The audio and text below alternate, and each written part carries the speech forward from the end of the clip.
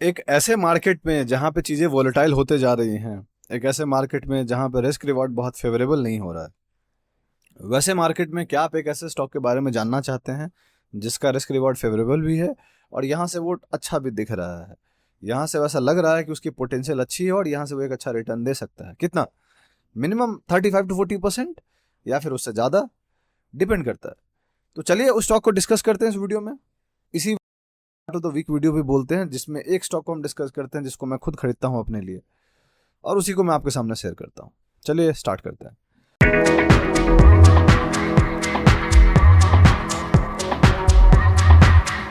कैसे हैं आप लोग? मेरा नाम ब्रज भूषण हुआ और मैं आप लोग का स्वागत करता हूं आप लोग के अपने चैनल पे जिसका नाम है ट्रेड विद भूषण। आगे बढ़ने से पहले मैं आपको दो चीज़ क्लियर कर देना चाहता हूं। पॉइंट नंबर 1, ये वीडियो एक लर्निंग पर्पज वीडियो है, कोई टिप या रिकमेंडेशन वीडियो नहीं है। जो भी मैं बात करने जा रहा हूँ इस वीडियो में वो मेरी खुद की ओपिनियन है, मैं कोई सेबी रजिस्टर्ड नहीं हूँ। दूसरा, आप कोई भी फाइनेंशियल डिसीजन लेने से पहले आप अपने फाइनेंशियल एडवाइजर को जरूर डिस्कस करें। मेक श्योर करें कि आप वैसे लोगों से सलाह ले रहे हैं जो सर्टिफाइड हो। मैं सर्टिफाइड नहीं हूँ। मैं आपके सामने एक ऐसा स्टॉक लेके आ रहा हूँ जिसको मैं खुद खरीदने जा रहा हूँ, तो उसके एनालिसिस के बारे में बात कर रहा हूँ। मेरे लिए ये video more of a journal video है जहाँ पे मैं आप खुद को बता रहा हूँ कि मैं स्टॉक क्यों खरीद रहा हूँ, ताकि आप उसे सीख सकें। सीखने के लिए है, सीखने के पर्पज पे लीजिएगा, आप ब्लाइंडली खरीद लीजिएगा, मेरा उससे कोई लेना देना नहीं है। ठीक है, अब चलिए बात करते हैं। तो कौन से स्टॉक को मैं इस week chart of the week चुन रहा था? वैसे तो लास्ट एक वीक वोलेटाइल थी मार्केट, इसीलिए जो स्ट्रॉन्ग स्टॉक्स थे कुछ ज़्यादा नहीं थे। कुछ स्टॉक स्ट्रॉन्ग थे, सही में थे, बट उनका रिस्क रिवॉर्ड फेवरेबल नहीं था मेरे हिसाब से। आपके हिसाब से हो तो हो, मेरे हिसाब से नहीं था। और मेरी जो सेटअप थी वो उस हिसाब से लग नहीं रही थी कि उसको खरीदना बेहतर होगा। इसीलिए काफ़ी मशक्कत करने के बाद, क्योंकि ये वन ऑफ दोज वीक्स है जहाँ मुझे ज़्यादा काफ़ी मशक्कत करनी पड़ी, काफ़ी मेहनत करनी पड़ी एक ऐसे स्टॉक को ढूंढने में जो स्टॉक मुझे लगता है कि मैं यहाँ से खरीद सकता हूँ खुद के लिए और यहाँ से वो ठीक ठाक करने की उम्मीद रखता है। करेगा या नहीं मुझे नहीं पता, उम्मीद रखता है, प्रोबेबिलिटी है, ध्यान रखिएगा इस चीज़ का। सो कौन सा स्टॉक है वो स्टॉक का नाम है, इस स्टॉक का नाम आप कभी ना कभी सुने होंगे क्योंकि ये स्टॉक एफएनओ के अंदर ही आता है। इस स्टॉक का नाम है पेट्रोनेट। पेट्रोनेट LNG, ये कंपनी का नाम है। इस कंपनी को मैं क्यों खरीद रहा हूँ, इस स्टॉक को मैं क्यों खरीदने जा रहा हूँ? इस स्टॉक खरीदने के पीछे मेरे दो तीन वजह हैं, मैं आपको क्लियरली समझाता हूँ। सबसे पहला जो वजह है वो ये है कि मेरा रिस्क रिवॉर्ड फेवरेबल है, सबसे पहला।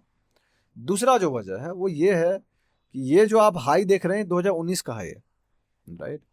ये जो आप देख रहे हैं 2017 का हाई है। तो अगर आप इस रेजिस्टेंस को ड्रॉ कीजिएगा तो आपको पता चलेगा कि 2019 में हमने कोशिश किया था इस रेजिस्टेंस को ब्रेक करने का, बट हम फेल हो गए।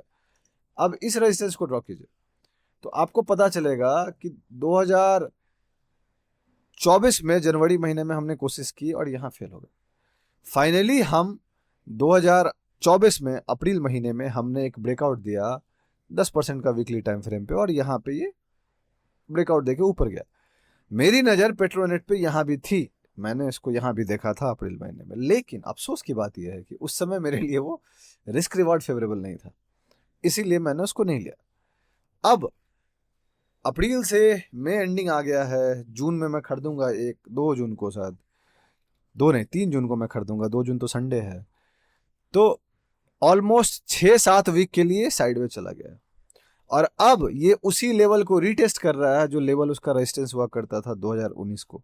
तो ये स्टॉक अपने ऑल टाइम हाई पर है, इसमें कोई डाउट नहीं है।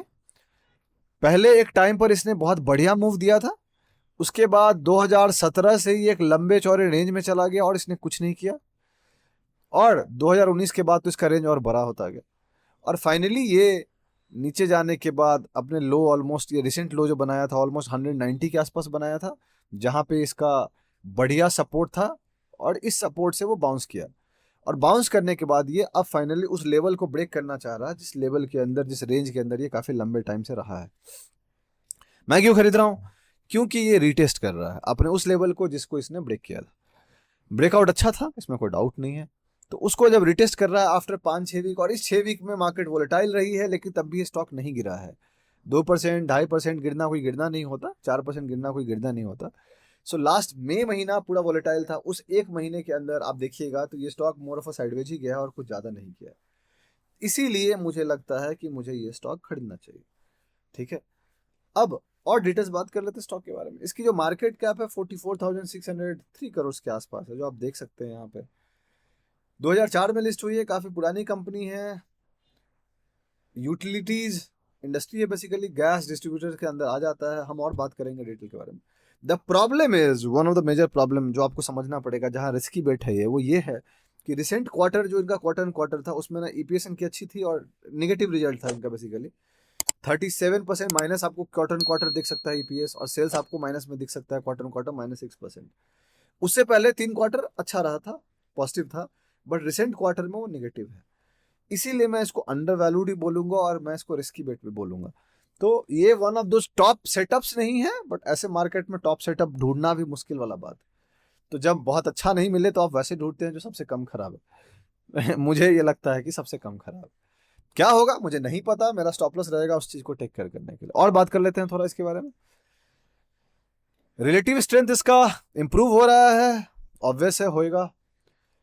वॉल्यूम डिलीवरी अच्छी रही है, होएगा। Sector industrial gases and fuels है, मार्केट कैप बता दिया आपको। लार्ज कैप है, मिड कैप गलत लिखा गया है, क्योंकि मिड कैप का जो डेफिनेशन है वो 20,000 करोड़ से नीचे का स्टॉक है।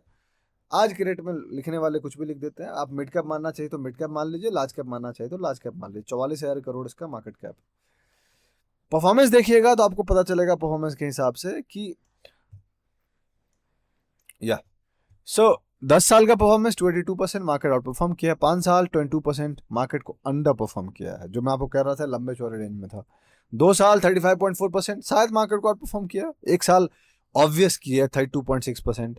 6 महीना 100% आउट परफॉर्मेंस 46.6%। 1 महीना नहीं किया है, 1 week 3.6% minus, 1 day 1.2% minus, sorry green में।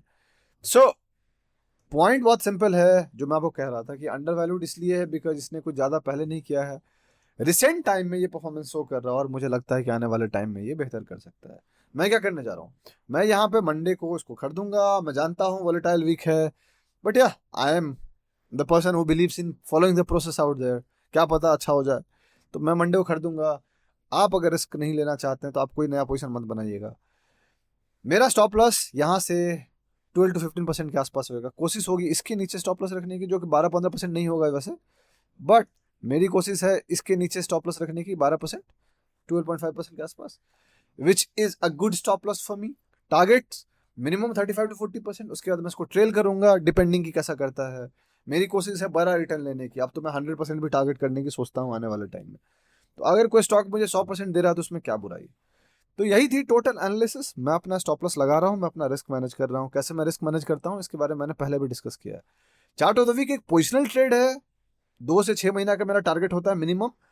Anything above that is bonus for me. अगर मुझे अच्छा रिटर्न दे रहा है तो, अच्छा रिटर्न नहीं दे रहा, स्टॉप लॉस हिट हो रहा है तो मैं निकल जाऊंगा, डिपेंडिंग कि स्टॉप लॉस मेरा कब हिट हो रहा है। यही थी टोटल एनालिसिस। अगर आपको अच्छा लगा तो आप लाइक कीजिए, सब्सक्राइब कीजिए हमारे चैनल को, सपोर्ट कीजिए हमें, अपने दोस्तों के साथ शेयर कीजिए, फीडबैक दीजिए। अगर आप देना चाहते हैं तो अपने दोस्तों को बोलिए हमारे चैनल को सब्सक्राइब करने के लिए।